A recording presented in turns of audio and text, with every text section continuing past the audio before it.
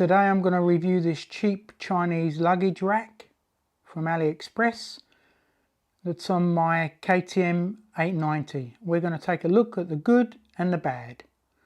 Actually, it's pretty much all good for the price. Today we're going to look at a cheap luggage rack I purchased from AliExpress to go on the back of my KTM 890 Adventure. I've actually already had this out the packet, but I put it back in so you can see how well it was actually packed. So it comes in a bubble wrap bag, and then inside that, taped up, was a box with some more bubble wrap around it. Get rid of that.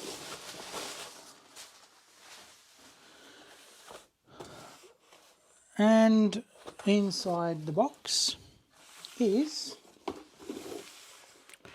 a luggage rack. Let's put this to one side, lift it out. Look at that. Okay, inside the box comes a key ring. Yeah, that's the manufacturer. Upgrade your motorcycle. Yeah, not sure I have a use for that, but anyway. There's some instructions that come in English. Pretty good English as well. It just shows you how to install the rack with or without the grab handles.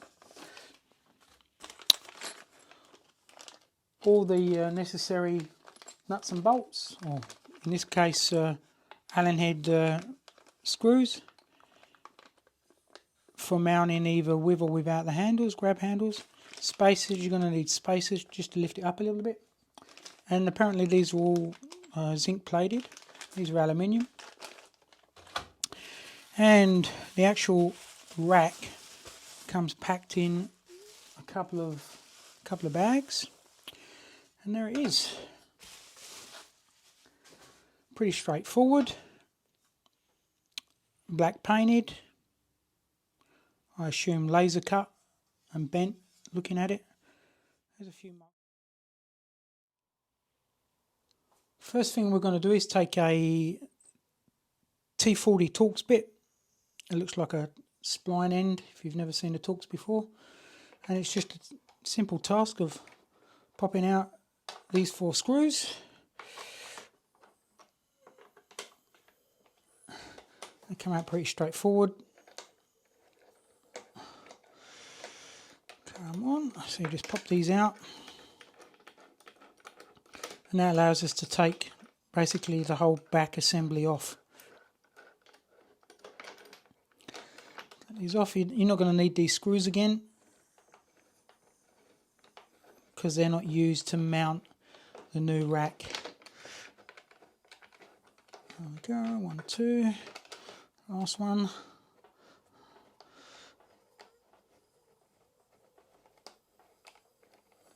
There we go. That's out, that's out. There we go. Simple as that. The only parts we're going to keep,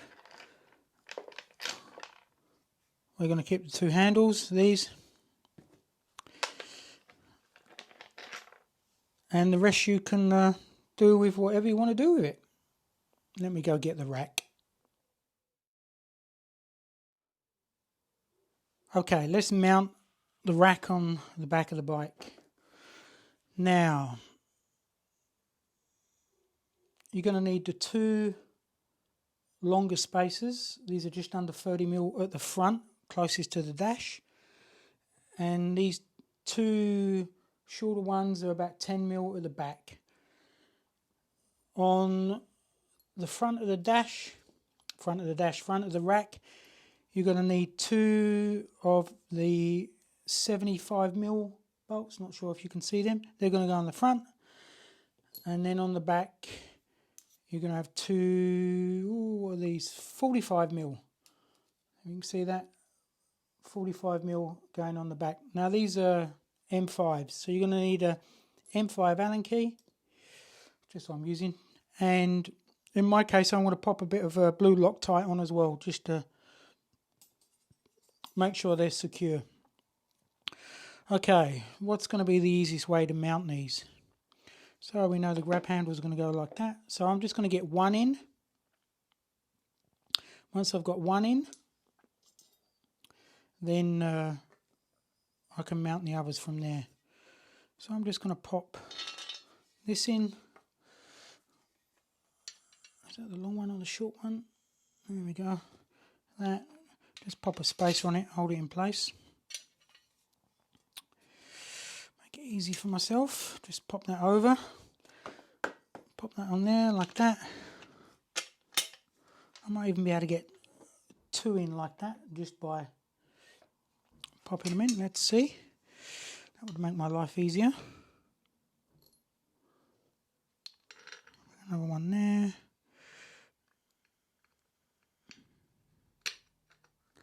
Try not to drop it. Hole.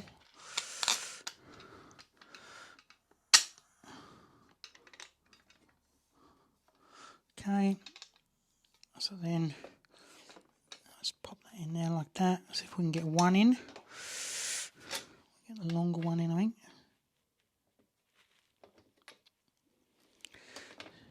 You need to be an octopus, but once you've got one in, it's going to be easier getting all the others in. Oh, that seemed to have worked. Obviously the plate needs, you got the spacers because the plate needs to lift off a little bit from the base plate so you can get straps underneath and stuff like that. Okay, they're the right length screws. So I'm just going to just leave that like that. See if I can get the other side in. Okay, goes like that.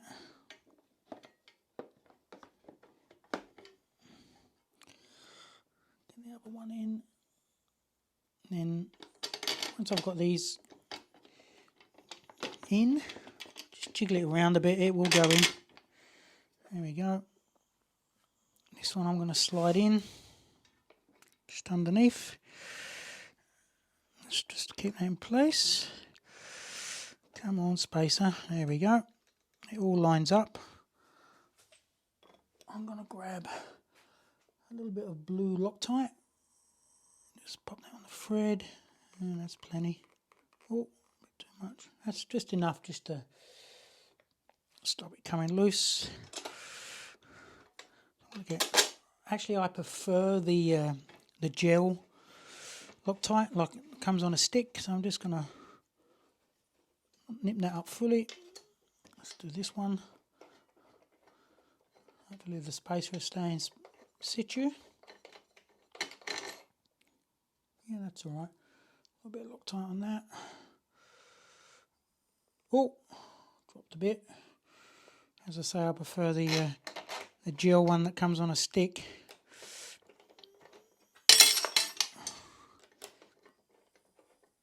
There we go. Get that in. That one in. Pop this one out. Spacer doesn't move. Once again, a little bit Loctite. It's quite watery, this Loctite. I usually use Loctite. This is from JB World. It's the same stuff, I assume. It seems to be a little bit runnier. It's that one. Last. I don't know how long this has taken, but it can't be more than time you take the rack off and get this new one back on. It can't be more than 10 minutes. Okay, so we're just going to nip these up.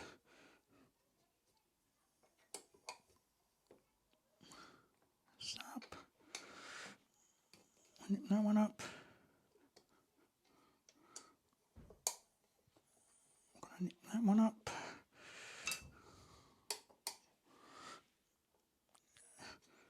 That's good, that's good, that's good, that's good. So that's it. Basically as simple as that. Rack's on, nice and solid. It's not going anywhere.